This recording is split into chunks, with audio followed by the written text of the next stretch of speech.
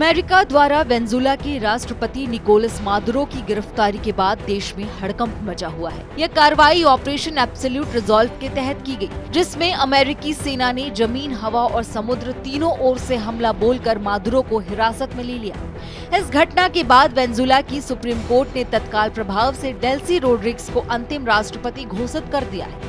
Rodrigues Maduro की करीबी मानी जाती है और उन्होंने पहले ही उन्हें देश का एकमात्र वैध नेता बताया था। डेल्सी रोड्रिग्स का राजनीति सफर वामपंथी विचारधारा से जुड़ा रहा है और वो काफी मजबूत और स्पष्टवादी नेता मानी जाती है, लेकिन अब उन्हें भी अमेरिका की खुली चेतावनी का सामना करना पड़ रहा है। अमेरिका ने साफ कह दिया है, अगर रोड्रिग्स सही रास्ते पर नहीं चलती तो उन्हें इसके गंभीर परिणाम भुगतने होंगे।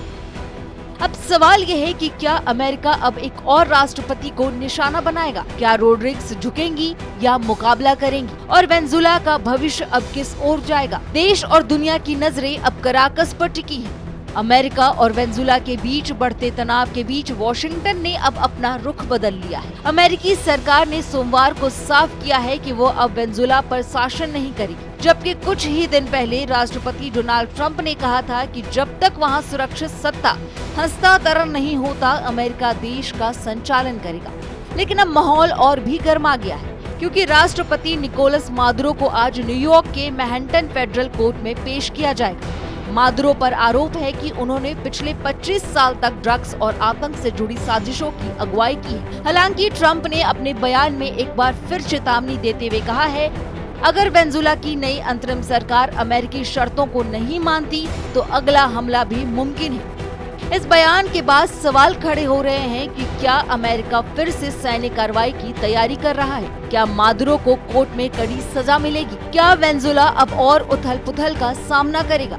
क्योंकि ऐसा कहा जा रहा है कि अब अंतर्राष्ट्रीय राजनीति का केंद्र बन चुका है वेनेजुएला। अमेरिकी राष्ट्रपति डोनाल्ड ट्रंप ने रविवार को एक और चौंकाने वाला बयान दिया। एयरफोर्स वन में पत्रकारों से बात करते हुए ट्रंप ने कहा कि अमेरिका की सेना आगे की कार्रवाई के लिए पूरी तैयार है। हालांकि उन्होंने ये भी जोड़ा कि शायद अब और ऑपरेशंस की जरूरत न पड़े। लेकिन असली बमशेल फूटा कोलंबिया को लेकर।